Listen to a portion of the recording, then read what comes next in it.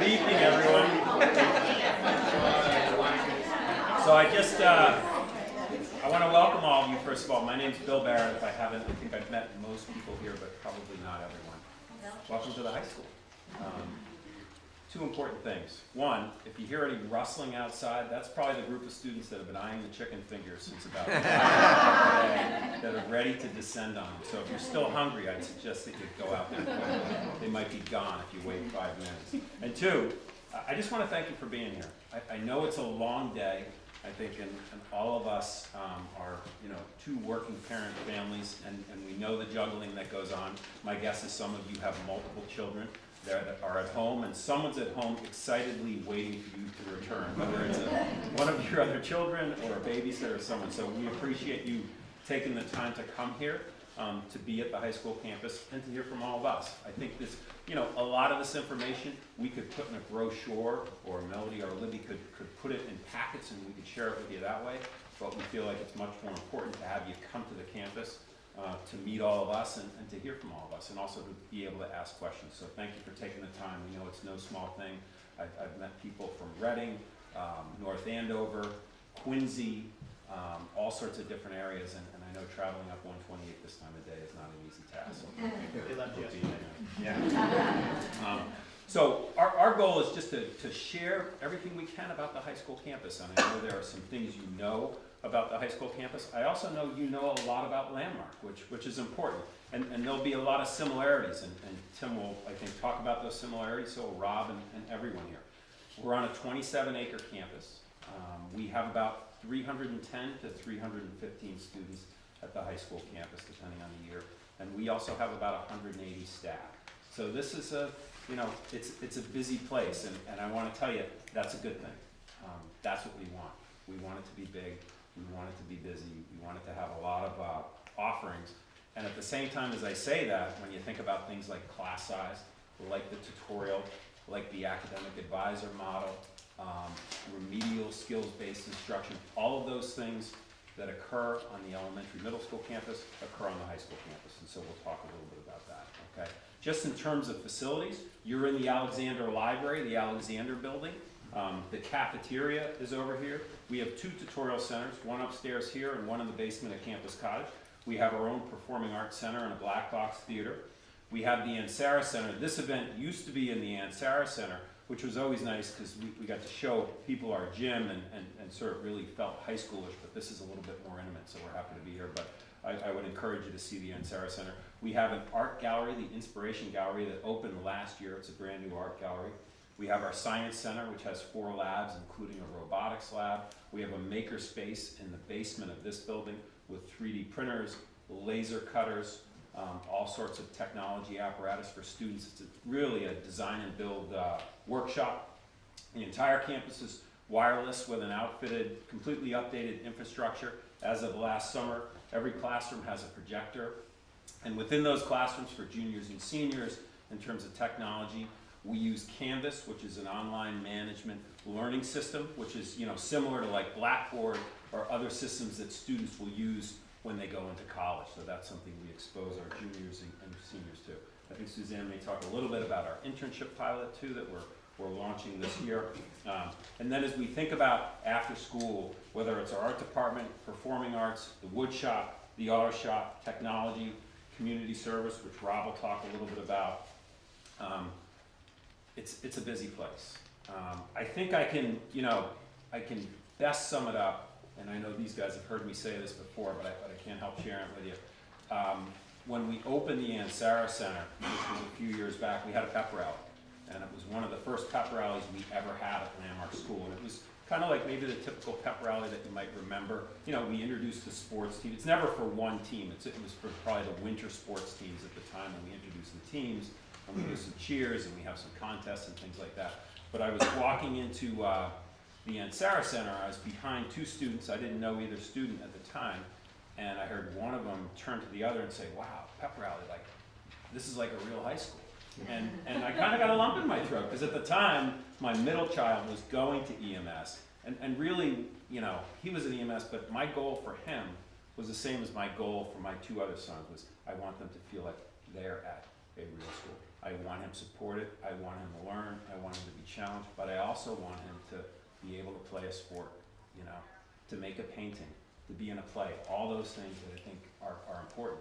So yes, you know, we're a big place, we're a busy place, we're sometimes an overwhelming place, but all those things I think as parents of 8th graders, that's important. You know, when you think about elementary school, you're preparing for middle school. Middle school, you're preparing for high school. High school, you're preparing for the next step, which is life. And for most of our students, that's college, or that's a job, or that's sort of internship experience, you know. But it's life. You're out of school at that point. And so that's what we want to throw in front of them. So I just want to introduce a few people to you that will be talking to you tonight. First person is Bob Bruto, our headmaster, who is not in your program, he's our special guest tonight, special surprise guest. And then to my right, Brooke Sumner, our athletic director, Tim Mahoney, our academic dean, assistant head of high school, Rob Genitelli, our dean of students, Suzanne Crossman, our director of guidance and transition, and then Melanie O'Neill, assistant admissions. So I think at this table, and including Bob, we have probably well over 140 years of landmark experience at the high school. And then when I think about that, that's without giving anyone's ages away. Why does everyone look at you, Bob? I don't know. A lot of abuse around here. I'm in trouble now. And then I think about our high school administrative team. Some of the people are here and some of the people aren't. Again, over 120 years of landmark experience. And also when you think about the high school administrative team, all of us teach at least one class, which I think as an administrator keeps you honest, keeps you connected with the faculty and with the students. And I think that's important because my guess is as you come from the elementary campus, you think about the landmark institutions there, whether it's Chris Wooden or Mr. Swanson or Mr. Kahn or Ms. Blanchard and all those people. You know, we have that same thing at the high school, I think, and all of us at, you know, this table. Landmark School isn't like our vocation, our profession, it's kind of our life. So, you know, on that note, I'll pass it over to Tim. But again, it's great to have you here, and I hope you leave here with all of your questions answered and feeling comfortable about as you make this, you know, important decision, you know, during this year, that you know exactly what we have to offer at the high school. So, thanks for being here. Hi everyone. So I'm Tim Mahoney. I'm the academic dean here at the high school campus, as Bill said. I've been here now, this is my 19th year at the high school campus.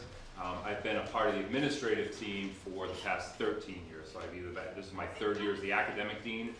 Prior to that, for about 10 years or so, I was the assistant academic dean. My wife is Beth Mahoney, who works at the elementary middle school campus. I don't know if any of your children work with her. My brother-in-law is Jay Flannery, who's an academic advisor at the elementary middle school campus.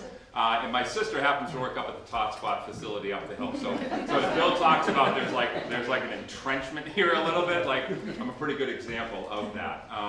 So I think what I would like to do is just my main focus tonight for a few minutes is to try to walk through a little bit of the academic programming in terms of what our offerings are, talk about some similarities and differences between the two campuses. And I think what I really want to start with, Bill alluded to, is that really the underpinnings of the high school program are going to be philosophically the same pieces that you have seen over at the elementary and middle school campus. Every child who comes here has an academic advisor. So academic advisors at the high school campus have roughly 15 to 20 students, depending upon the year, in their caseload. Assuming the matchup works well, that pairing stays for the duration of the student's high school career. And again, similar to elementary middle school campus, that person is responsible for overseeing their entire academic program. They are your main go-to person on the academic world in terms of if you have questions or concerns. And they directly supervise, observe, direct the one-on-one tutorial. So that's the next piece. Every student who comes here, minus a handful, still have their one-on-one tutorial within their academic program. So they'll be paired with a tutor, just as they are at the elementary middle school campus, and it's still diagnostic and prescriptive in manner. So it's an individualized program, just as it is at the elementary middle school campus, depending upon what your respective children's areas of need are ultimately.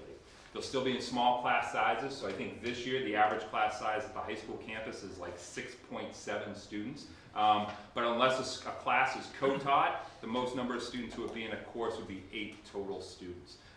So again, a lot of those just philosophical underpinnings of what you have experienced, I would assume, at the elementary middle school campus is going to continue over here at the high school campus.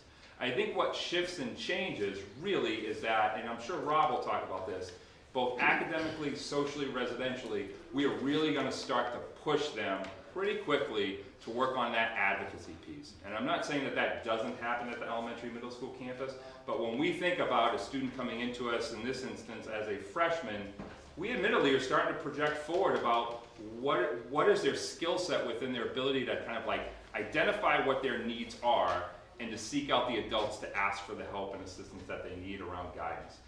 So that is something really pretty early on we really start pushing our students towards, because the clock is ticking a little bit. As much as 4 years probably seems like a long way away, as Bill talked about, we are like looking forward to what is the appropriate transitional plan for each student who we're working with ultimately. And a huge piece that we look at is them understanding what their academic needs are, what are going to be challenges for them, and then what sorts of supports and assistance they need, whether it be here at Landmark or when they transition out of Landmark, whether it be onto post-secondary options, the military, or into the workforce. Students, my expectation is that from a homework standpoint, that will start to ramp up, not on day one, but ultimately I think the volume of homework that they're going to receive on a nightly basis, you'll probably see a jump, and that jump you'll also see it from what that looks like as a freshman versus when they're in their sophomore, junior, senior year. In general, for most freshmen, they're going to get homework in every single one of their classes, pretty much every single night, and it's going to be about 15 to 20 minutes worth of homework. So in our expectation is when they're given homework, that they can do it similar to EMS, they can do it independently by themselves. So that's the piece for us that I'll highlight, and I think you'll probably hear it from a couple of us, is we really want it to be a partnership. We want to know if something is not going well here at the high school campus. So if your son or daughter comes home and we're like 2-3 weeks into school, and they're spending 45 minutes on one class worth of homework, for us that would indicate something's off. It would indicate that we're asking him or her to do something that they're just not capable of doing, or their ability to like sit down, focus, get their resources ready to go, so they're kind of like buttoned up and working on it. We need to work with them on it. And I think for a lot of the students who come from the elementary middle school campus end up coming over as day students, and that's where we like to get information from you as parents. We'd love to hear like, hey, I just need to let you know, homework was a train wreck last night. We were throwing stuff around the house. They spent 45 minutes on this class, they spent an hour on this class, and I finally had to like send them to bed and tell them to go away. That doesn't typically happen, but if it does, that's the sort of piece around a partnership that we want to know, because for us it indicates that something is off and we need to make adjustments on our end, or we need to work with you and your son or daughter to make adjustments on their end around study habits, ultimately. And then I think the final big piece that I want to talk about is that we do grade here at the high school. So your sons or daughter from coming in freshman year, they will receive quarterly grades and reports. What I will tell you is that unlike probably a traditional high school, their grades are not solely based or calculated upon tests, quizzes, papers, lab reports, achievement. That there's a component of that, but that's about 30% of their grade. There's another 30% or so that's based upon in-class participation. Did they get to class on time? Did they participate during class? Did they have their materials out, ready to go? Ultimately, are they engaged in their learning during the class time? And then there's a component that makes up the rest of it around homework. And for us, for homework, we kind of look at two pieces of how thoroughly did they do it, what was their time and effort of how they did, and is it done on time? You know, most of our homework is assigned on a Monday, it's due Tuesday. Tuesday, due Wednesday. Again, as a student progresses through the high school campus, our ability to like stretch that out to get them to do some more long-term planning of, okay, this assignment I'm giving to you on Monday is going to be due on Friday with some check-ins along the way. That increases as a student is here for their time at Landmark as we start to get to know them a little bit better. But I know that for some students, grades for them coming over is kind of a new piece. But we are a high school campus. We are producing transcripts. Again, many of our students are looking at post-secondary options. We're granting high school diplomas. So they are going to be given grades. But I want to emphasize the fact that it is not solely based upon tests, quizzes, achievement. That there's a huge piece of we recognize kind of where they are. Homework is really important to us. And their in-class participation and kind of engagement in their learning is important to us. Every student here at the high school campus will have 7 classes in the course of their school day. I'll kind of walk through that in a second. But I want to emphasize the fact that we don't have block scheduling. Our schedules don't rotate from day to day. Period 1 is always at 7:50 in the morning. Period 3 is always from whatever the time, 2:26 to 3:13 in the afternoon, a nice round number. But ultimately, unless it's a half day or an exam schedule, our schedule stays consistent so that students aren't really wondering, well, what day is this? Where am I going today? It's the same, and us. I think we tried it a couple of years ago. It was harder for the adults than it was for the children. So what I want to just walk through for a minute is that you have a sheet here that talks about the 3 high school programs at Landmark. It should be a colored sheet of paper. I think what I want to start by saying is that it's the expressive language, the founders, and then the preparatory program. And I think a lot of times when people hear preparatory program, they immediately go to the place, well, if I want my child to be going off onto college, they have to be in the preparatory program. And that's not the case. It's not a separate track. Really, it's a good starting point for us of how we individualize each student's program. I admit for myself, for my first 10 to 15 years or so, I thought individualized program, and my mindset immediately goes to the obvious of the one-on-one tutorial, and that's clear. But I think for me over the last 3, 4, 5 years, I think what I have found in terms of looking at it differently is that we really individualize for each student as we look at their program in totality from an academic standpoint. And this is a good example of that. So ultimately, when a student comes in and works through the admissions process, and Melody will talk about this, we identify where is this student's level of skill and what level of support and instruction and pace do they need their classes to work at. And that's how they get placed into one of these 3 programs. To give you some context from a numbers standpoint, as Bill said, if we have like 315 students here at the high school campus on a given year, roughly 260 of those students will be in the expressive language or the founders program. So the vast, vast majority of our students are in that program. What changes in the prep program, so if we have about 50 to 55 students, is that they don't have the one-on-one language arts-based tutorial. The pace, volume, and complexity of what we're asking them to do increases. And that ultimately they will usually end up in classes that are a little bit larger. So in the prep program, instead of courses being capped out at a maximum of 8, we could have 10, 12, 13 students in the class.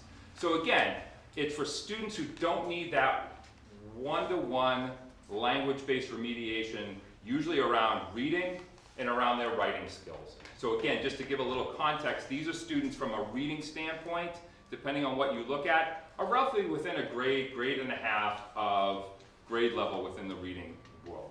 They're usually at that point doing multi-paragraph compositions, depending on the grade, essay level writing. So again, the vast majority of our students land in the expressive language or the founders programs, okay? So both students in expressive language and founders, they have the one-to-one tutorial. It's individualized and catered to them just as it is at EMS and as I outlined at the beginning. They're in language arts classes, which is your English. Let me skip the next 2 for a minute. They're going to have a history class, social sciences of some sort. And visually, what this is meant to show you is that science, math, and electives, it doesn't matter what program you're in. So when we think about what a program a student lands in, it's really those language-based courses, okay? So again, the one-on-one tutorial, their writing classes, those are the ones that get teased out somewhat by program. Again, because we are looking at what does each individual student's need with regards to level of remediation and what sort of pace can they work at. But I will tell you, it is not unusual for a student to be in the expressive language program where they have a tutorial, they have a language arts class, they're in either an oral expression or social communication course. Yep. In a reading class, but for their math class, that's where they excel. So they may actually be able, for a math course, be able to take a quicker paced math class and end up in a class that has a handful of students in the prep program. So when we look at students and we schedule them, that's what we're looking at. We're really looking at what's their area of need, where are their deficits, where are their strengths that we can like tap into, and and we try to do that as best as we can. And when a student comes in the door, they're not like, this is a fluid situation. We will have a student who will come into us, say in the Founders Program, get through freshman year, sophomore year, they've had a good amount of remediation, we've seen some nice growth, and we as a team, as the high school, work with you as parents to talk about, we really feel like they're ready for a level of challenge that could step up. Our belief is they don't need the one-on-one tutorial anymore. They can take on more pace, volume, and complexity in terms of like demands and rigor, and we look at putting them in the prep program. Sometimes we'll have some students who are not quite ready to get rid of the tutorial, but we feel like there's elements where they could kind of like be challenged a little bit more, so we may put them in a prep literature class, or we may put them into a prep social sciences class versus in the Founders or Expressive Language program. So how we individualize and look at each student's schedule, that's a good example of it for me. It's not a rigid model at the end of the day.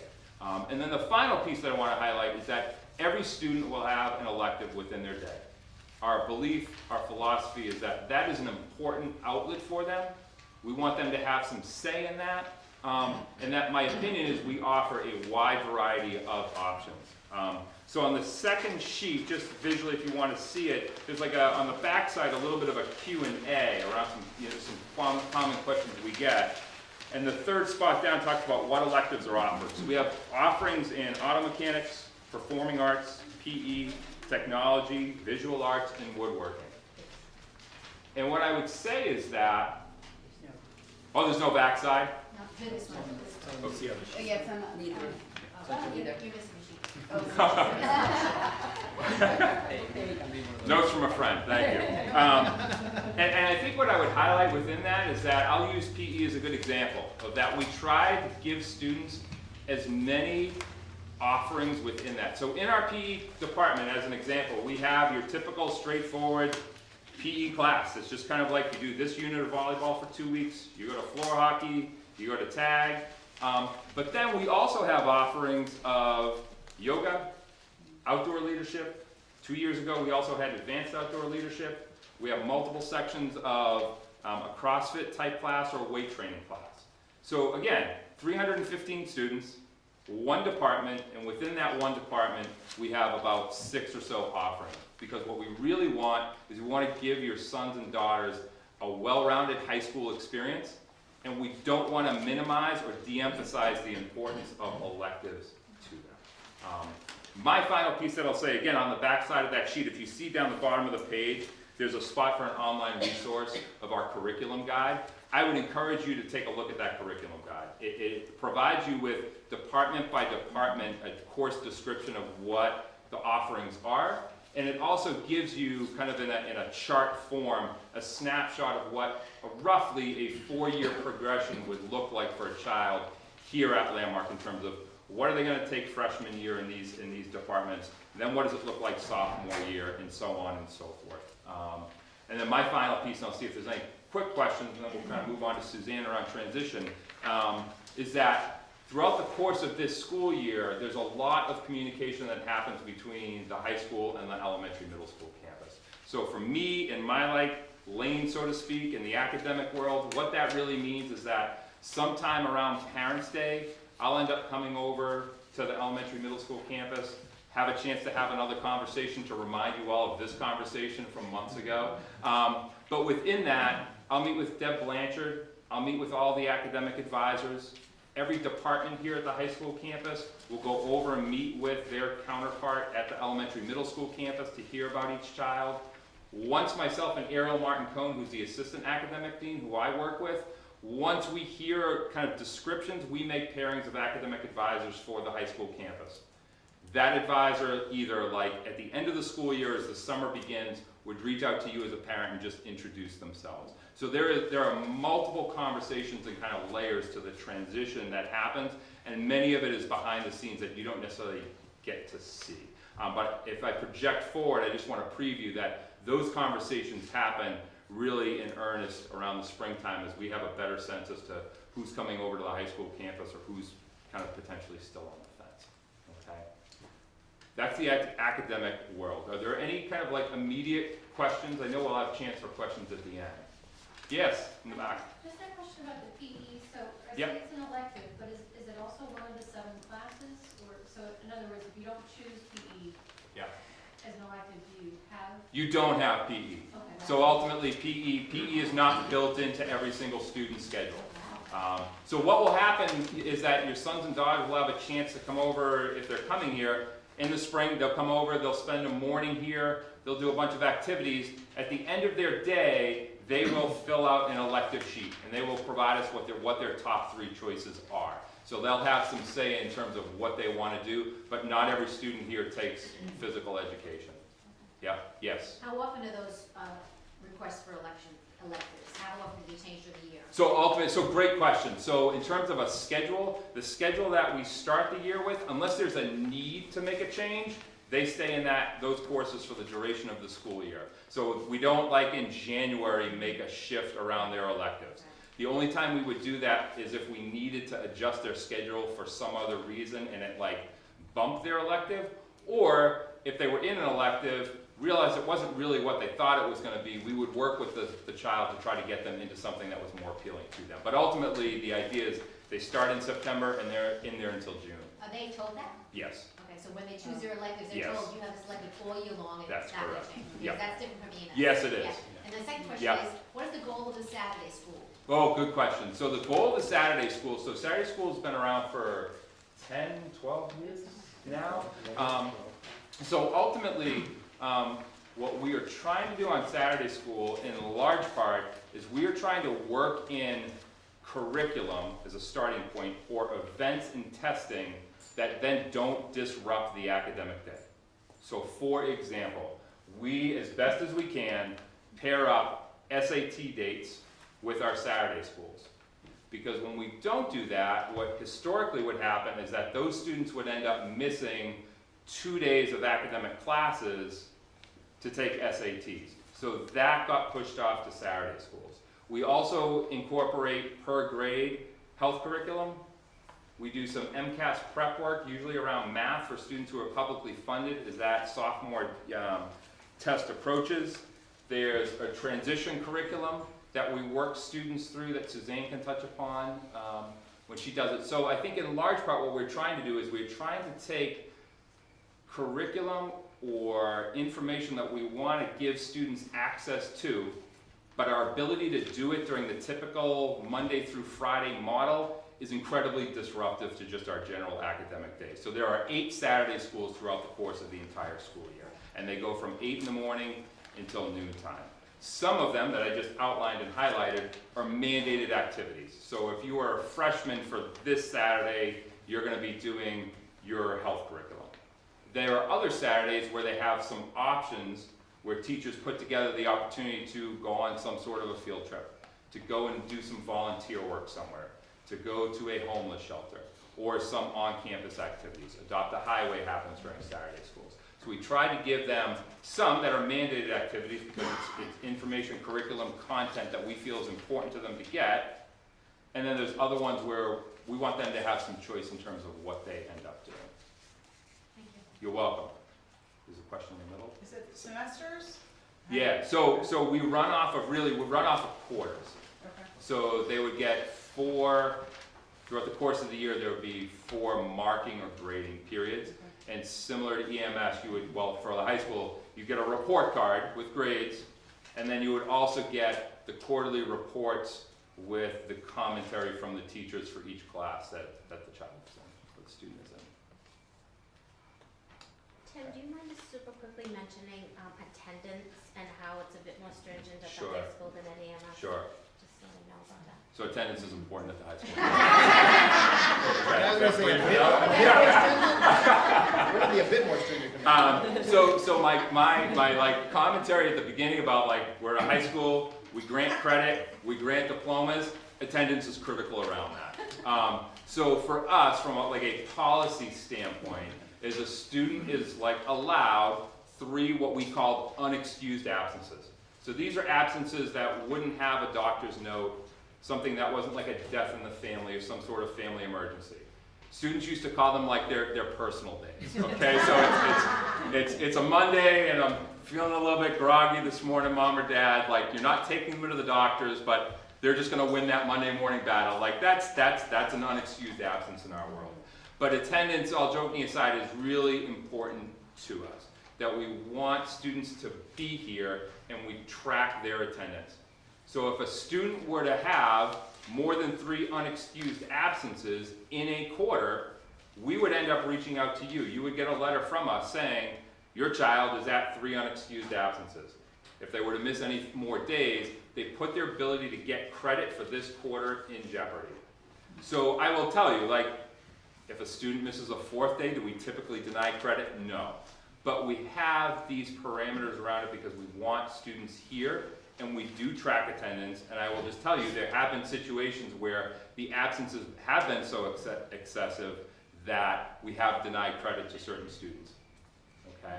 So attendance here at the high school campus is probably like emphasized or tracked differently than it is at the elementary middle school campus. And to just dive in a little bit more for 30 seconds, being here on time is important as well. That school starts at 7:50 in the morning, and that our expectation is that students are here at 7:50 in the morning. Same sort of a thing. We have had students who their overall attendance is okay, but when we tally up the amount of time they've missed from first period, they've missed first period like 20 days. We have had situations where we then go back and say, we're not going to be able to grant credit for first quarter for one class, because you haven't been here enough to really earn that credit.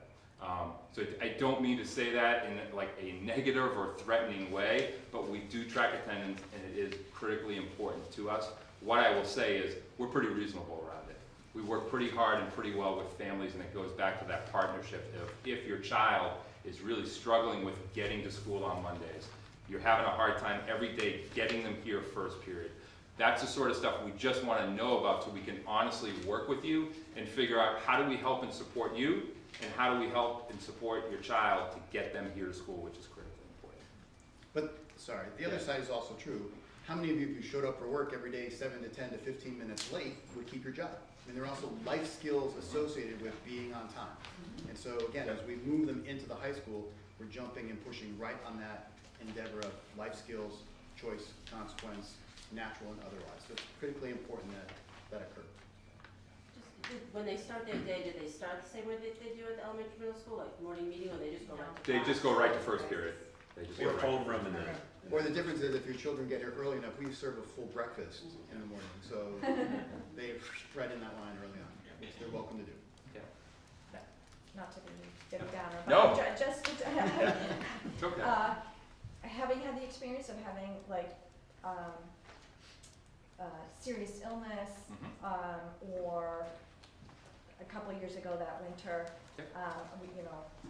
our daughter has transportation right now, Yep. knock on wood, and so it's been better, but Yeah. she did miss, they got here crazy late, there were Yep. 2 accidents the other day, Yep. so. That's the sort of piece what I mean, like we're Those reasonable. kinds of things that we can, We work with that. okay. And not to get too deep into it, but we do have the opportunity to grant student medical leave. So if a student were to break their arm, have to have surgery, they had mono, and they're gonna be out for an extended period of time, we have the ability to grant a medical leave for a certain number of days and still be able to secure them credit. Okay. Yeah, there are mechanisms in place for that. All right. So I'm gonna turn it over to Suzanne Crossman. Hi, I'm the Director of Transition and Guidance here at Landmark. I've been here for a few years. I don't know how many. I've been an academic advisor, department head. I was the director of the prep program for many years, and now most recently working in the Office of Transition and Guidance. So while you're thinking about the transition from EMS to high school, our job in our office is to think about how to prepare your children for the transition from high school to whatever comes next. So we have a transition curriculum that we've built in that goes from 9th to 12th grade. Most of our students will end up continuing their education in post-secondary education. About 88 to 90% each year are going on to 4-year schools. Another 4 or 5 are looking at 2-year schools. And then we have students looking at vocational programs, and every 1 or 2 a year that will look at military. So most of the students are looking at some kind of post-secondary education, and the job of the curriculum is to help them prepare for that. So we have a transition curriculum that begins in 9th grade. And that is one of the uses of Saturday schools. It's done through Saturday schools and through their tutorial, and also through some additional workshops that we will do with students in small groups. In the 9th grade, we focus on, we have a theme for each year. So 9th grade, the year is exploring their interests and really giving students the opportunity to think about what might I want to do after I get out of high school. What's my career interest? They will all, during the first Saturday school, take an interest inventory, not designed to determine their career, but really designed to get them thinking about what types of careers might be of interest to them. We want them to do that early on in the 9th grade year so they can begin to take advantage of opportunities that are coming their way throughout the next 4 years of high school, to explore those interests, to try different opportunities for community service, different classes, so they can think about the areas of interest and explore those further. So, for example, if a student is interested in working with animals, the chaplain has an opportunity to go work at the Cape Ann Animal Aid for community service. That might be an opportunity they could take advantage of. So we want them thinking about their interests and what they can begin doing. We also, in the 9th grade, another Saturday school, for exploring their interests, we have a career day in which we have 35 to 40 different professionals, some alumni who come back and talk to the students about their different careers. Again, for the 9th graders, it's really to help them begin thinking about and exposing them to a wide variety of career interests. We also, in the 9th grade and continuing every year, start building their resume. In the 9th grade, it is not an extensive resume, but it gives them a chance to, they are in their tutorials, go back and look at that regularly, a couple times a year, so they can begin to see, am I involved in community service? What am I doing? Where are the holes in my resume?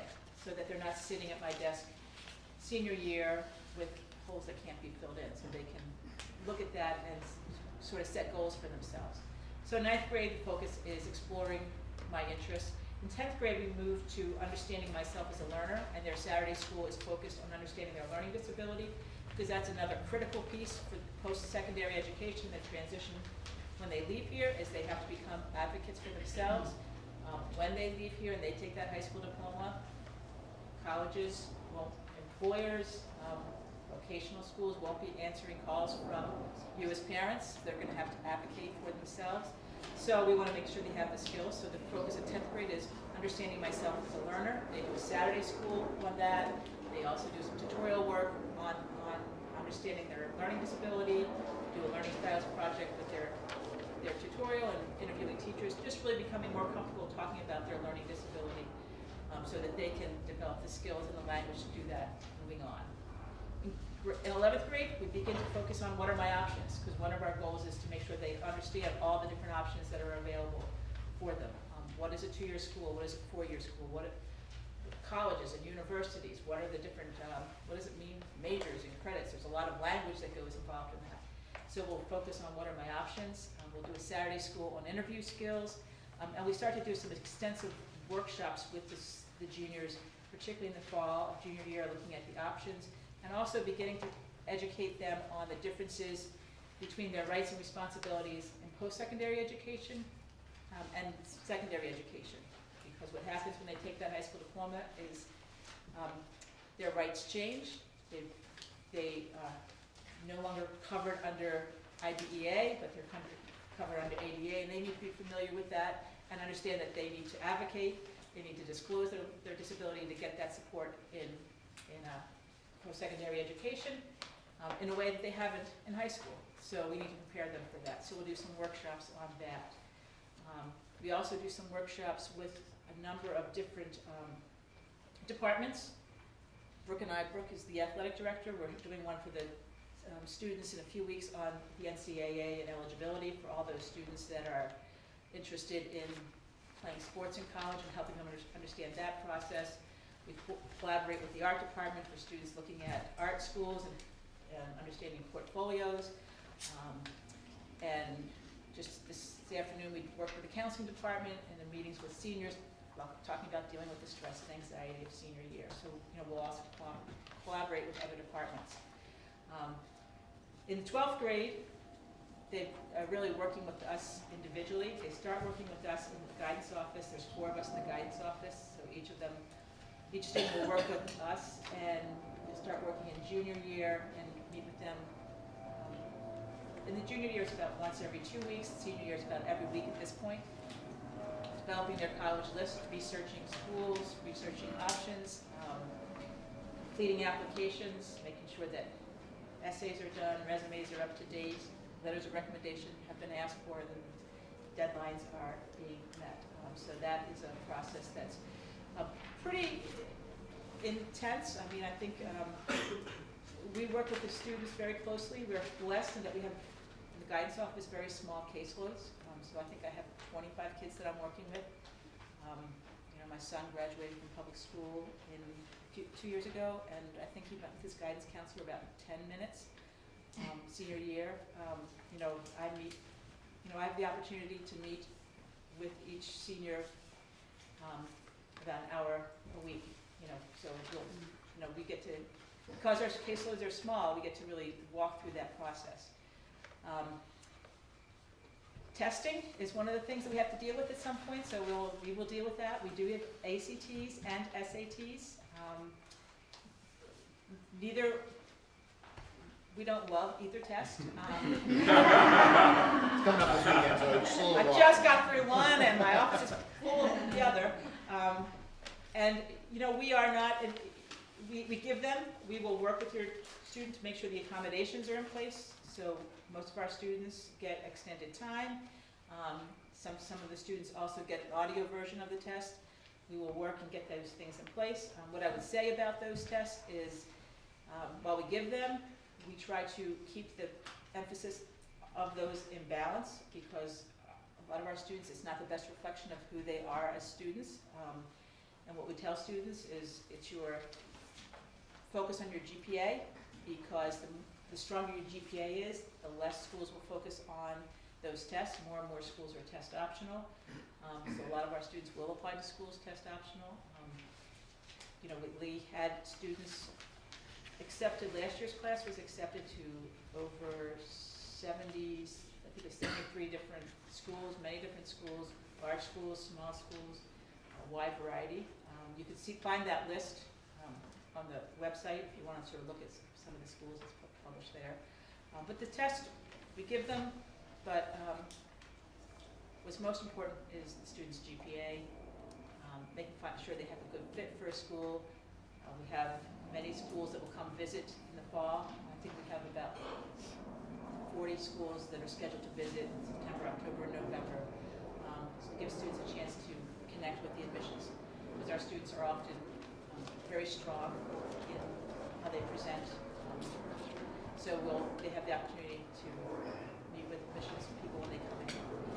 The other thing that we're doing is trying to expand our opportunity for students to have internships, particularly our seniors to have internships on campus, off campus, because that gives them a great opportunity to get exposed to the world of work and explore their interests further. So we have partnered with the Study Skills Department, and this year we're doing a pilot program with 2 study skills classes. So there'll be about 15 kids that will be seniors who will be involved in a 2-week internship during the 4th quarter of their senior year. So we give them a chance to get off campus.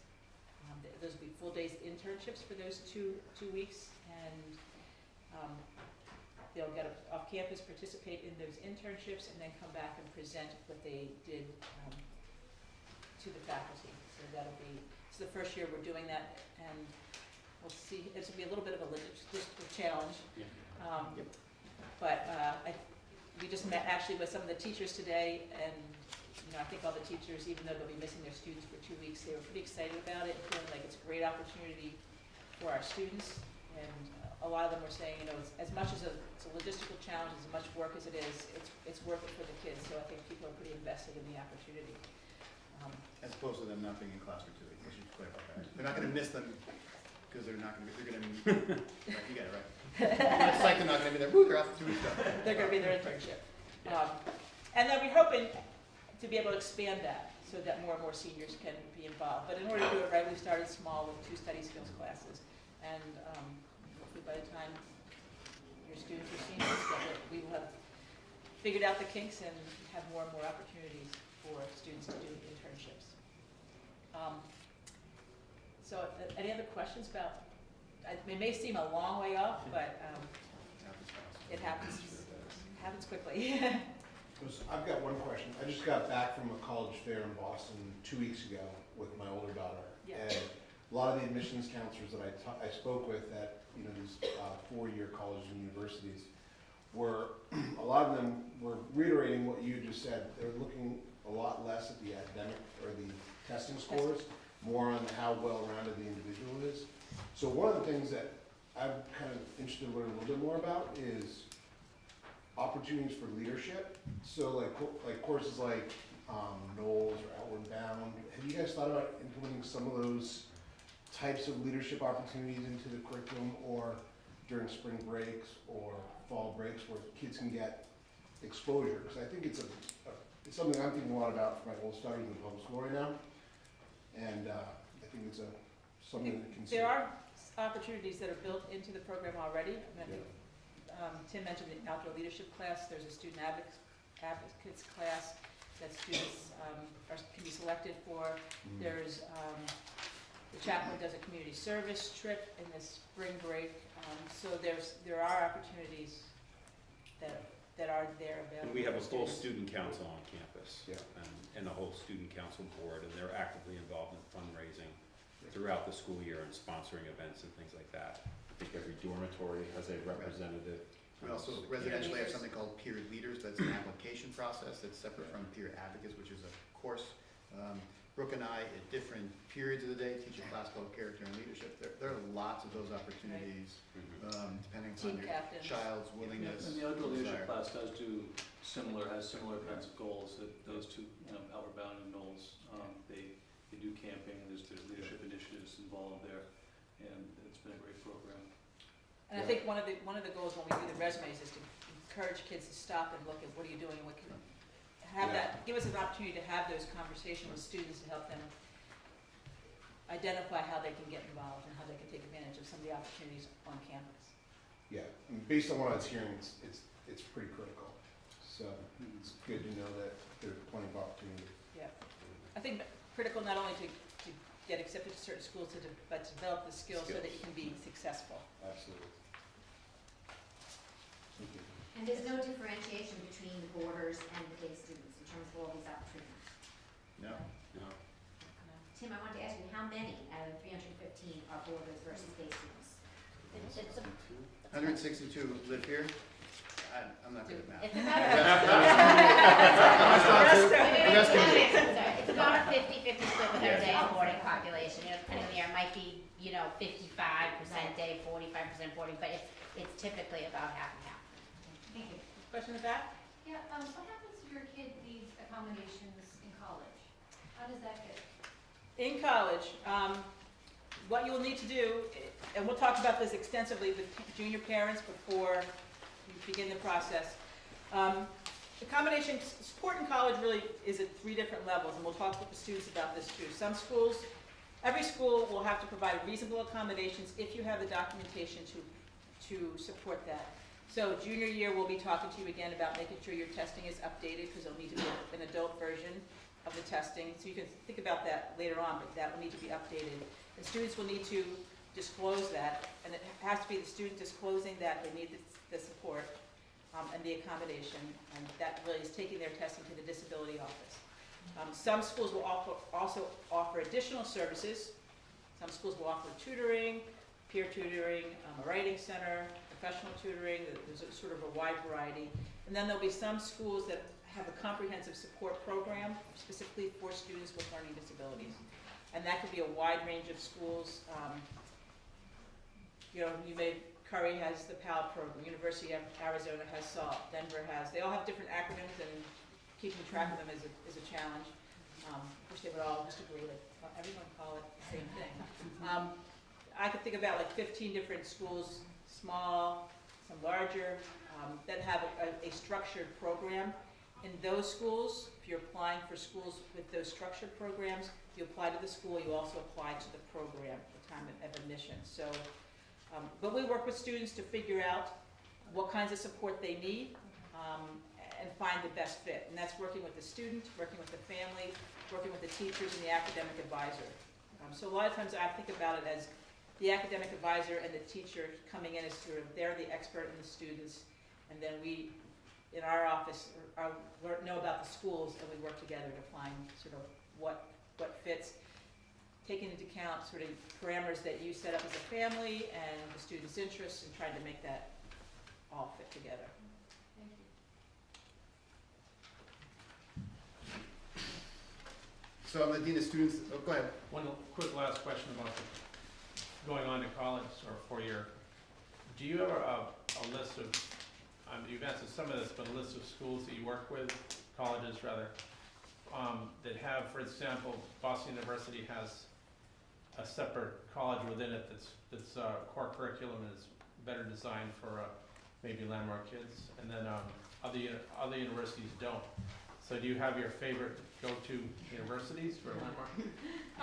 We have schools that we work with more frequently that really work well with our students. A lot of it depends on sort of the fit of the student too. So there are schools that are, a smaller school that provides great support, like a Curry would be one example. But So BU, for example, would welcome students from a very different group of high schools, or say the way they're educated through this 2-year school, right. and then you'd move right on into their liberal arts Right. school. And so some universities do that. There's a handful of them. Right.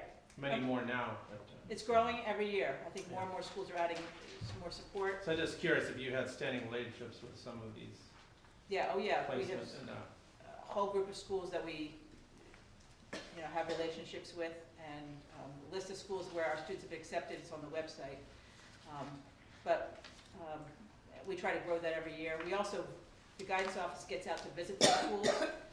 So for example, this year in the spring, we're going to New York. 2 of us are going to visit a couple of schools in New York where our students have done well, just connect with those schools. Last year, one of our guidance counselors went through Florida schools. 2 years ago, we went to Maine and went through some Maine schools. So we try to visit a different region of the country every year and connect with schools. so this is sort of the, how are Landmark students perceived or received by universities in general? Or is it that you choose universities better tailored to Landmark? In other words, could a Landmark student go to any university in the U.S. and how would they be perceived? I think Any Landmark's, different than that? I think it depends on the Landmark student. I think they're looking at what courses they're taking, what's their GPA, what have they accomplished. But we have students getting into some very, competitive, rigorous schools. And, some students go into smaller schools that are less competitive. So we have students go into sort of the wide range of schools. I think our job in the guidance office is when students go to a school that hasn't accepted a Landmark student, is really to help them, helps the colleges know what our students' profile is, understand the curriculum, understand the school, and sometimes that's our job in the guidance office, is to educate colleges about the school. And that's why we visit some of the schools we do, so we get out there and have those relationships. Sorry, I'm the Dean of Students, and there's a siren going by, so I just need to wait for it passes the campus comfortably. That's the way my brain clicks in. So my name is Rob Genatelli. This is my 21st year as the Dean of Students here on the high school campus. I live on the campus. I've raised my children here. My son is in his third year teaching here, which is kind of very weird, but nice. And our youngest is just off at college. So for me, I see my role as that I work for your children. My job is to help them navigate the complexity of the social world, make sure the environment, to the best of our ability, is safe, healthy, help them move their way through things, guard the rules, create the boundaries, enforce the dress code, manage the drug testing, impact of their choices and judgments and decisions to the best of our ability. When I was sitting here, I found something weird in my pocket, and I pulled out a lock washer. I was also moving beds today. And then I was sitting here, and I don't customarily do that. My phone kept buzzing, and I heard the library phone ring once. I'm like, oh, I wonder if something's going on. And I picked it up, and it was a text from a former student, Jacob Latta, who left us last year and moved on. handed in my first paper, got an A minus on it. So I mean, that he's now in college up in Maine, and that was huge. He was scared, nervous, worried. So our job collectively is to make sure that we challenge and push them in all the other areas that aren't academic in nature. That's the residential department, student life department's mission and goal, is to help them figure out how to advocate for themselves, get to places on time, manage the complexity of their social world. Realistically, 30% of the deans, there are 3 of us, myself, Andrea Mead, and Jeff Fossey. 30% of our work week now is dedicated to dealing with social media and online behavior.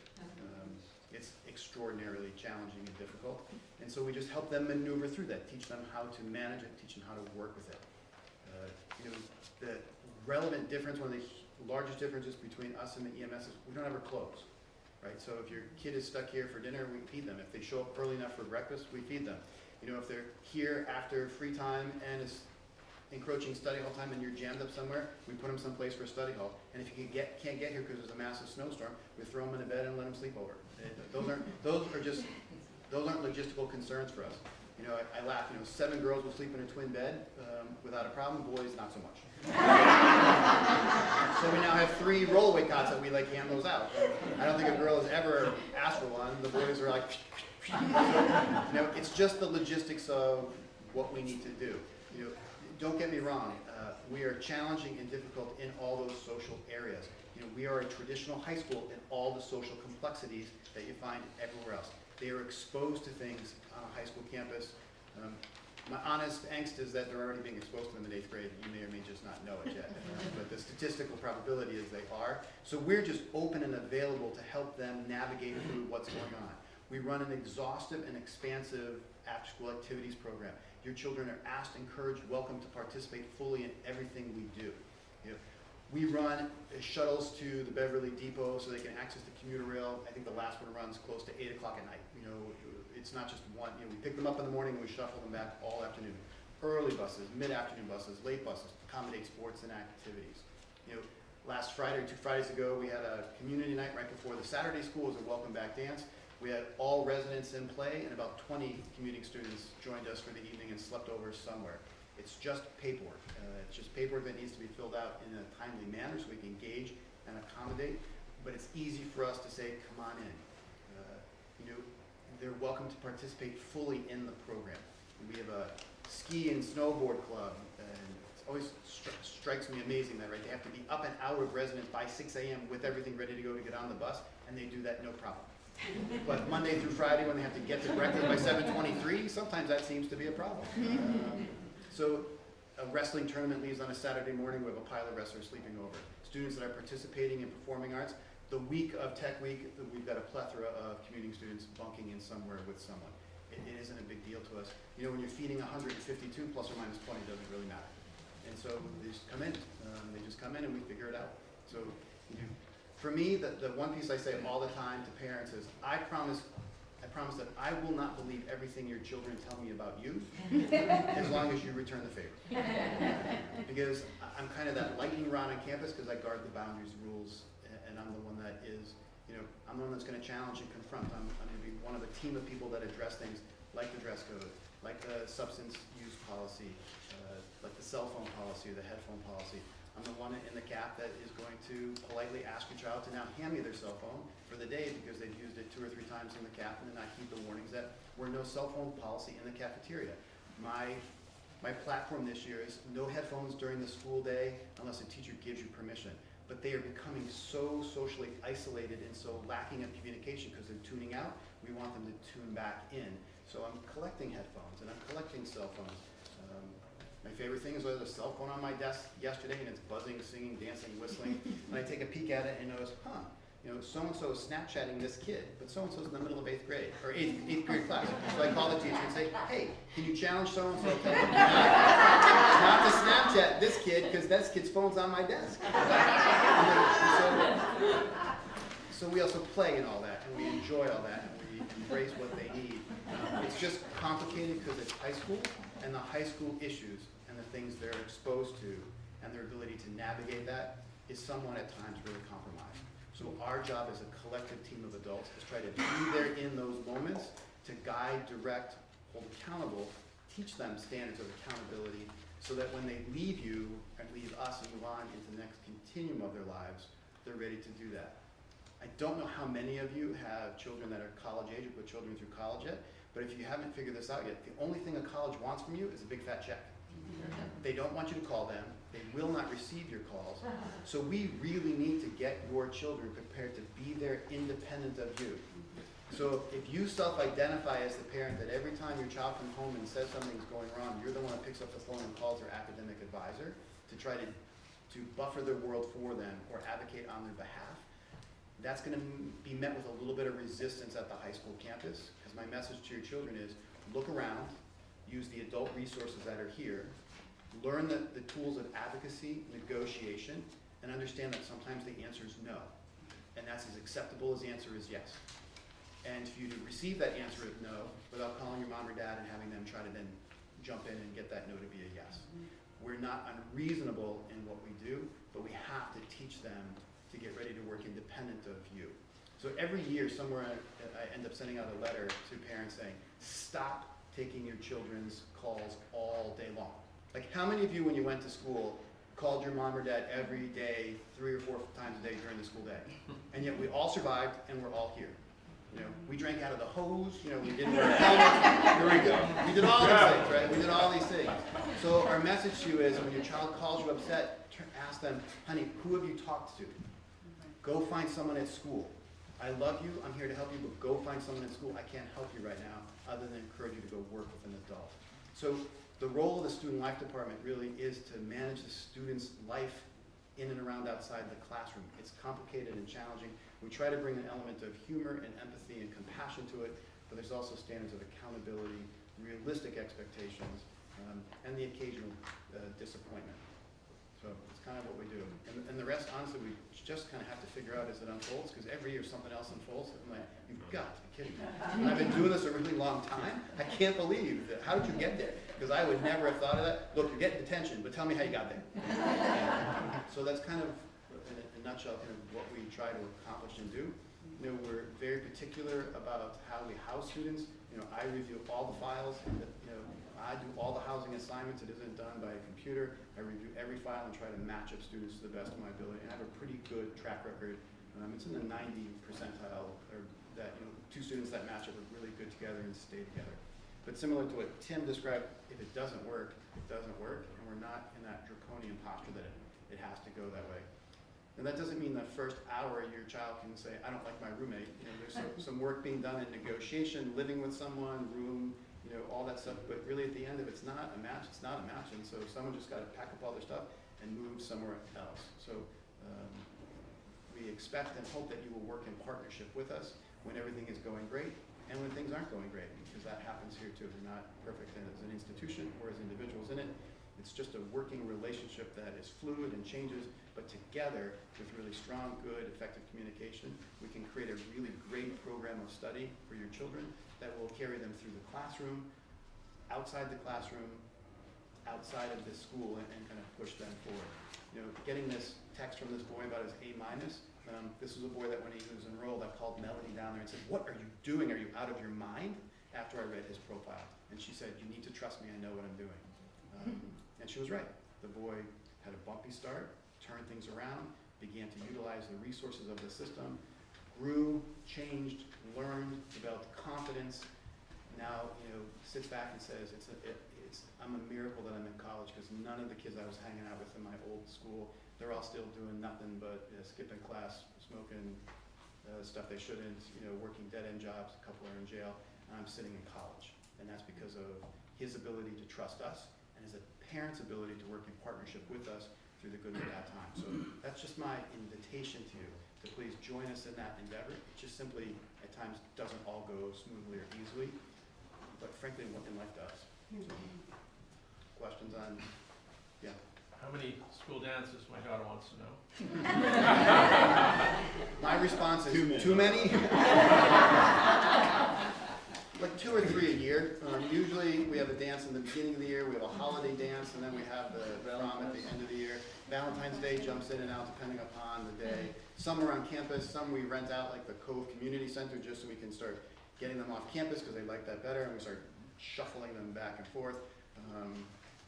I think this year, for me, prom-wise will be, I don't know, pretty close to my 30th prom, I think, 31st prom.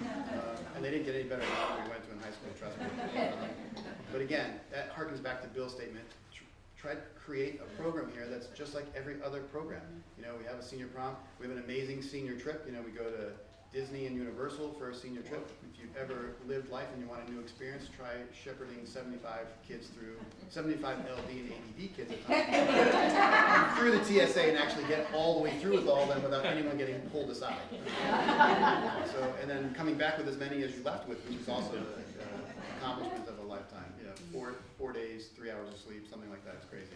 But we try to create those opportunities for them in a real belief that for most of them, through their academic experience prior to Landmark School, it was all about what they had to sacrifice in order to be educated. And we try to make sure that they don't have to sacrifice to be educated, that they get a rich and full experience so they can turn around and say to their friends at home, yeah, I went to a prom, yeah, I went to a senior trip, yeah, I got a ski club, or, you know, yeah, I got to take a spring break trip to, you know, a couple years ago, I had a great opportunity to take kids to London. So yes, they've had those very rich and very traditional experiences. Questions for me? Yeah. Sorry, one more question. Can they, if they board, can they go home as often as they want on the weekend, or is that? Yeah, they're yours. We're not looking to hold them hostage. So the answer to that question is yes. There are a couple of weekends, like the first weekend, we try to ask them to stay to experience at least one weekend so they know the weekend program. You know, a number of students will stay Friday because of Saturday school and then leave right after Saturday school. Again, it's just paperwork. You know, understand that they can't leave the campus without paperwork, so we know logistically where they are. If your children are residents, they're not allowed to leave campus with anyone other than you or your spouse or your partner or someone that you designate in writing is eligible to come take them. But yes, we don't have officially closed weekends. We have some children that go home every single weekend, and then we have some students that say to you, look, hey, can you come pick me up Saturday at 3 and bring me back Saturday at 7? I just want to be home for those 4 hours. Why, I don't know, but okay. Because we do more here on the weekends than you provide at home. So we're looking to hang here and play and do other things, but absolutely, there's no restrictions. Similarly, if on a Thursday night there's a family event, whether it's a happy occasion or a sadder one, make an effort for us to get your child home, because it's been my experience too that 20 years from now when someone pulls up whatever media opportunity to view that event, that their faces need to be in those photographs or their memories need to be consistent with the family. That just because they're here doesn't mean that they should be eliminated from Grandpa's 90th birthday or Uncle Joe's wedding or Grandma Sally's funeral. That those are things that are relevant and important, and we make every effort to make sure that your children are in those places at that time. We can get them to airports, trains, planes, it doesn't matter to us. So just remember that their being with you is important for them as well. I feel like last time I heard you speak, you talked a little bit about the importance of trying to have the students, the day students, spend 1 year on campus. Like, is that still a philosophy? I'm still very committed to that, and I'll tell you why. That when I track and talk to students who are leaving high school and going into college, spending, especially for students that have language-based learning disabilities and threads of, at times, angst and anxiety and how many of your children transition well? Yeah, no one does. And so giving them the opportunity to live independent of you and the LD dance that you have created at home of accommodation, it forces them to independently develop strategies and skills. Laundry, money management, time management, advocacy skills, organizational skills that are different than what you provide at home. I know that students that at least spend 1 year in residence, when they make that transition to college, that transition is smoother and easier for them because they've lived independent for 1 year with the safety net of the supportive staff and the knowledgeable staff of how their learning disability manifests itself in room negotiations, roommate management, navigating a complex system, moving in and out of the dining hall. How do you do that, right? You go sit down and then you don't know where to sit. All those things get vetted, worked through, strategies get developed. So I'm a strong believer that for a lot of children, it's the perfect way to move. It's always funny that when students come in as resident students, depending upon proximity, they live with us freshman, sophomore, junior year, and their senior, like, hey, I want to live at home my senior year. And then we have a bunch of students who are in their senior want to live with us. It's like the commuting students want to be residents, the residents want to be commuting students, because each thinks it's better on the other side of that fence. And the truth is that they're both right and wrong. There are things better on each side of the fence, and there are things more challenging. So I am a firm believer in that, because I've just seen the growth that's had and the maturity that gets developed when they're somewhat independent of you for all those individual daily things. You know, got to figure out how to manage getting in and out of the shower. You know, got to figure out how to brush your teeth every day without mom or dad telling you to brush your teeth before someone says to you, you smell, you need to go brush your teeth. You know, and dealing with all those subtle things that you all do on a daily basis that you probably don't even know you do. It's just pro forma of what it means to parent your child. It helps them develop a stronger sense of strength, confidence, and independence. There's some bumps along the way, but by and large, I think it's a great idea. Hi folks, I'm Brooks Sumner, athletic director here. I've been the athletic director at Landmark for, this is my 9th year doing this job. I've been at the school for 23 years, started my 23rd year. I've handed out a little overview of our athletic program, and at one point or another, I had pretty much coached everything on here except for volleyball and swimming. So I know the program pretty well, and I'm very passionate about our program. We offer a lot of things for a small and mid-sized school. And so I think the best thing I can do to talk just briefly about kind of our mission and philosophy of our program, and then just some of the logistical pieces in terms of getting kids here and home each night, which I'm sure many of you will be having kids at home as they're all day students now. I also will mention that you probably got a very long email from me back in August that outlined a lot of the different programmatic policies and the schedules and how we operate. So if you still have that email, you can always refer to that. I think in that email I suggested, excuse me, everyone prints it out, puts that one on the refrigerator or saves it to a desktop, because it does have a lot of information on it, but it is a lot to digest at one point. So yeah, as I said, I've been here, started my 23rd year here. My wife and I started as house parents in one of the dormitories here. We were here for 7 years, and during that time I coached right through that entire 7-year period and taught. And when I moved off campus, I remained involved in the program, and at one point there was a position open here and no one else wanted it for athletic director, so I took it. And I've been happy to do it for the last 8 years. We have, we really kind of see this program, I think all schools say this as a kind of an extension of the academic day, but I think it really is, particularly for our kids, our population. It's a great practical ground for kids to practice things like discipline and time management and being accountable. Those are things that happen on a daily basis on an athletic field. And so we really kind of see that this is an extension of the classroom and the lessons that they're learning in class. If they don't get their homework done, we do have a homework makeup policy. The kids do not come to practice or the games that day unless they can sometimes navigate that. If they navigate it appropriately, then we can make some arrangements for them to get there. If they don't, then it's sometimes if the kid will skip the homework makeup, then there'll be attention the following day. So the emphasis is on the academic day, but this is an extra that we think is really important.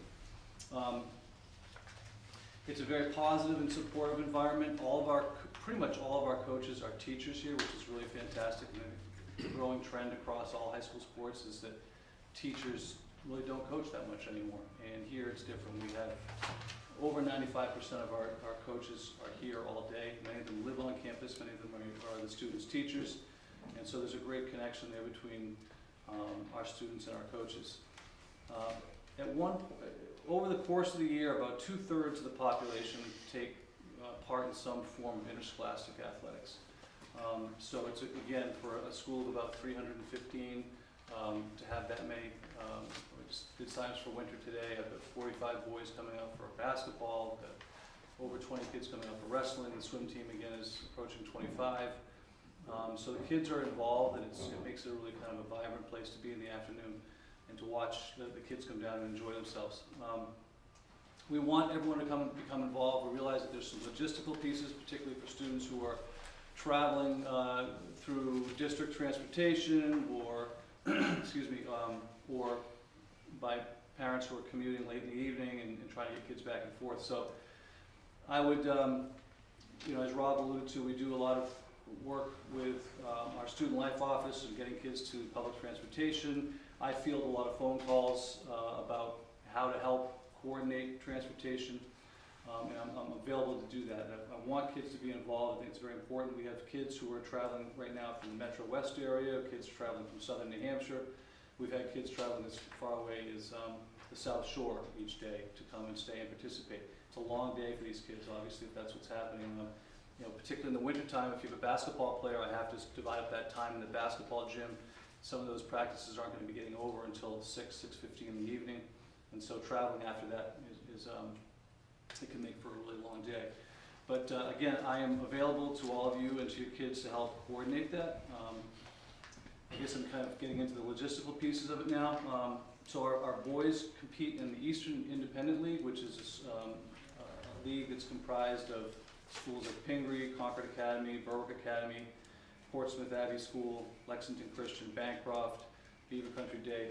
So these are schools that I think we're really happy and proud to be a part of a really strong and well-organized league on the boys' side. Same goes for the girls' side. They're in the Independent Girls Conference, which is comprised of schools like Waring, Montrose School, Brimmer May, Covenant Christian, Boston Trinity Academy, Chapel Hill Chauncey Hall. But again, if you know anything about these schools, many of them are spread out. So for instance, tonight we have 2 soccer teams who are probably on their way home by now, but they were down at Portsmouth Abbey School in Portsmouth, Rhode Island. So they're traveling back from, it's about an hour and 40-minute ride down there. So we will also compete up at Berwick Academy, which is in Maine. So we're traveling across New England. We head out as far west as Worcester. So again, just to speak to the logistical piece, if there's things happening and you need some support and some help for that, I'm available to you for that. But we really think it's important, and I want to encourage all the kids to be involved in the program. So this sheet has just some basic information about where you can get information. The email that I mentioned as well is a good one to reference. But if there's any questions about our program, please fire away. Do you have an extra sheet? I do. Can sophomores drive on campus if they're a day student to help with those logistics? There are kids who drive, not sophomores. I think we have some juniors, but there are some seniors too. But the parking spaces is an issue here too. So there's that's a whole other department. It's about logistics. That's one of those things, it's one of those things I handed off to Jeff Foster, the assistant dean of students, so those things you can delegate out. Like a Portsmouth Abbey night, I saw in the back, you're looking at the clock, oh my God, Portsmouth Abbey, that's a sleepover night. Look, bring your bags, you're sleeping over at school, you're coming back from Portsmouth Abbey, you're not gonna get back until, 7:30, 8 o'clock, we're not coming to get you. Make arrangements, find someone on the soccer team and bunk in. They come back, we let them take a shower, please, and then they put them in study hall, and then they just sleep over somewhere. They have school dress for the next morning and off they go. It sounds complicated, it really doesn't need to be. It's just logistics, paperwork, emails, so. You have a question in the back? I did. I just have a question about, and it might be on the sheet and I didn't grab one on the way in. That's okay. About students who board and if they play a sport off campus. Do you ever have that as a situation? Yeah, we do. It's more and more happening more and more. We don't offer hockey here. We have a lot of hockey players. Yeah, that's what I was We've got a lot of hockey players. We don't offer football. We have some football players. We can coordinate that. I think one of the limitations there, we're speaking about hockey. It's either a junior hockey program or it's kind of a club team. The club teams tend to be more active at the age group of your students now in middle school. Those programs end during the high school hockey season. So unless your student is relatively close by, a neighboring town or town within 30 or 40 minutes from here, it's hard for those kids to continue playing hockey. But the kids who do live close by, we can generally organize, and this would be in Tim's department, but we generally organize an 8th period elective or PE class, but which would allow them to leave school after 7th period to travel to a high school sport that we don't offer here. If we offer the sport here, you have to play the sport here. But if your son or daughter does not plays a sport that's not offered here, then we can sometimes work that out. And on the residential end, I've said it, but it's just paperwork, it's just logistics. Who's in, who's out, who's getting them, who's bringing them back. coming back tonight, coming back in the morning, you know, just so we know where they are. Thank you. Sure. I'm Melody O'Neill. As Bill mentioned, I'm the Associate Admission Director, and this is my 22nd year at Landmark. I actually worked at the high school for a number of years, teaching in the expressive language program and working as an academic advisor as well. I've been in the admission office for a while now. And so what I wanted to talk with you guys about was just to review the application process to the high school. There is a transition application process. And the first time our admission office reached out to you actually last fall when your sons and daughters were in 7th grade, just to alert you that we were gonna have this process. And for any of you that needed to get updated testing, specifically the cognitive piece, the WISC testing, has to be within 3 years of the date that they will start at the high school. So starting in September of 2018, if the cognitive testing is prior to September of 2015, it needs to be updated. So you should have received information about that from us already. There was also another pretty recent email that came out with the transition application attached from our office. Did everybody get them? Okay. There's a timeline there just kind of explaining we're looking for you guys to fill out and submit those transition applications by November 1st. And at that point, we will be in touch also about when we're going to be scheduling the interviews with your students over at the EMS campus. So at the beginning of December, typically myself, Libby Parker, our admission director, Christine Ozahowski, probably a lot of you worked with her on your initial transition to Landmark. She handles most of the enrollment for elementary, middle school, and that's why I probably haven't met most of you because I handle the majority for the high school. So one of us will be doing the interview, and basically that really involves talking to the current 8th graders more about the high school, answering their questions about how it's different or similar here, what their typical day will look like, getting more information about their interests, what they might like to do over at the high school campus once they start here. So it's really more of like an informational interview for them. I will also go over, I believe it's gonna happen in November, and almost do like a mini info visit with them, sort of what we run, those monthly info visits that we run for parents. I'm gonna go over and talk with them and give them some more information during that visit as well. In order for us to have a completed transition application, we need the actual application, we need the testing, the new testing if it's older than the 3 years. If it's already current, then we'll let you know it's current and it's good. And if your son or daughter sees a counselor or therapist either at EMS campus or independent of Landmark, we need you guys to have completed that summary of counseling services form. So once we have those pieces, we have a completed application for transition to the high school. And then after the interview takes place in December, then in January, typically at the end of the month, we will issue the official acceptance letters to the high school. So that will come to you. And the letter will, there'll be some language in there for any family that's currently receiving funding. If you haven't had your team meeting yet, we will reflect in the letter that from our standpoint, your child is accepted, but we acknowledge that there might still be a team meeting process where that conversation will have to happen for final determination with the district involvement. Okay. I believe there's also a day in the spring that the kids come over, the 8th graders, we talked about that, yeah. Been multiple times. Multiple times, yeah, it's gonna be a lot of opportunities for them to hear more and more about, the campus here. So we encourage you to, couple of things. There's another email that's gonna go out, I'm inundated with emails, but there's another email that's gonna go out probably at the end of this week talking about the monthly info visits that we do have here at the high school campus down at the Drake Administration Building. And I run those, and I would encourage you to come and hear more about the programs and the typical day. There's a student panel, you get to tour and walk around the high school campus.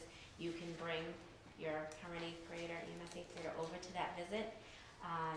And if there is any question around The prep program, if you're thinking that my child might be appropriate for the prep, they're reading at pretty much at grade level, the writing skills are pretty strong at this point, and you're considering that, I would encourage you to talk to your child's current academic advisor at EMS and get more feedback about that. We are going to have a specific open house for the prep program in November. I believe it's scheduled for November 7th. That will be outlined in the email you get as well. And so if you think that might be a possibility, you're welcome to attend that prep open house. The one thing I just want to mention about the prep is that if you're currently receiving funding for placement here at Landmark and you need that funding to continue at the high school or for high school placement, the prep program would not be an option because it's the only part of the high school that's not state approved, so you can't be, school district won't fund the prep basically. Yep. In the admissions letter, is the child accepted into one of these programs, or that happens later? That's a great question. So when we send the acceptance letters, it's just that your child is accepted to Landmark High School. With the exception of typically, if it is a prep program placement, we will know that at that point. If there's still some question around that, we will be in touch with you prior about that. But in terms of like the founders versus expressive language, we really don't want to specify that. It's really just Landmark High School because conversations happen later on in the springtime with the folks at EMS and the academic team here to figure out if a student still needs that support, for example, of the oral expression class here within the expressive language program, or if they don't need that. So it's really just to Landmark High School. Okay. Yeah? And Melody, am I remembering that November 1st is when you need to have the application in? Correct. I had spoken to someone in the spring that said we wouldn't need the testing until December. That's correct. Thank you for So- clarifying. Yeah, yep, the testing is not due until December. And that's when we would like to have it. It's not a hard deadline. We have no flexibility. If you call our office and say, you know, my school district is doing it, but they're not doing it until January or February, let us know that. The only thing that you need to know if that's the case, if it is happening later in the winter or early spring, we cannot issue the official acceptance letter until we have the testing. Again, if the testing is outdated. If it's up to date, you're all set. Okay. Yeah? Can you talk about, like, who would be the right person to give us a sense? Because obviously, if you're not finding out till January, you've missed all the other private school deadlines. If you don't want your kid to go back to public school. So can you talk about who could give you a sense, or if that's even possible, about whether your child is a good fit for the high school? Well, that's why we're really hoping to have your application and the testing up to date and current. If we know, like by the beginning of December, let's say, that we have, we're looking at, you know, massive change in cognitive profile for some reason or something that has come up, we'll be in touch with you right away about that. So it's not necessarily that we're going to wait until end of January. So the sooner you can get us all the information we need, the better, because if there is any concern, we'd be in touch with you right away about that. But also having conversations again with your academic advisor at EMS and finding out, you know, from them if they have any concern for any reason. You know, here at Landmark, we're pretty proactive with letting you know if we do have concerns, what they are, when they're happening. So, you know, you probably would have heard already if there was any major concern. It's just so everybody at ease, like, we do this transition process because we do want to ensure that Landmark High School continues to be an appropriate school and program for your child to meet with academic success and continue to make effective progress. That's why we do it. Not that we want to make you jump through more hoops and have your child go through more testing, but the majority of students transition over. It's a rare situation, maybe, you know, 1 a year or 2 a year where something has changed in profile, and it has shown us that, you know, this isn't really the best place for that student to continue, and it's not fair for that student to be at a high school program that's not going to be the right fit for them. But it's a very rare situation that happens. So our goal at the beginning of this was to get you out of here by 7:30. I think we're within 2 minutes. I told you we had hundreds of years of experience here. You know? We've been down this road before. Hopefully, our other goal was to answer every question that you had. So hopefully that happened. If you still have a question that you don't want to ask in public, or it's more personal or more about your child, feel free. We will be around after the event, and we're happy to field any other questions. that you have. And I'll leave you with this thought, and I think it's important, because we talked about how big the high school is, how many programs it has, how many offerings it has, all of those things, which again, we are committed to, and we think are hugely important, and we're proud of that.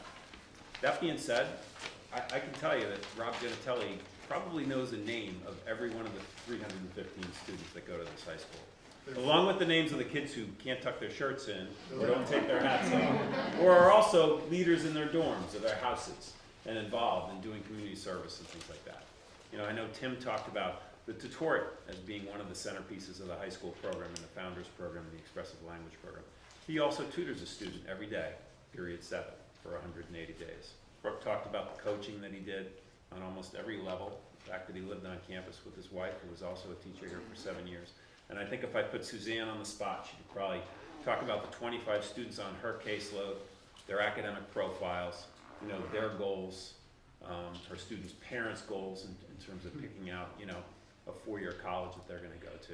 So, you know, I'd like to leave you with that thought that as big as we are and as involved as we are, I think there's a degree of intimacy that you should expect, that you've come to know at the elementary middle school campus, and you should expect that at the high school too. And if your 8th grade child is currently, you know, your oldest child, I promise you'll get through this.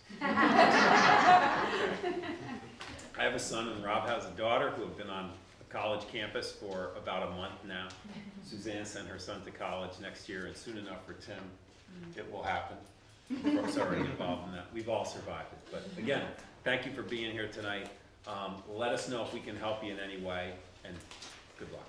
Thank you. Thank you.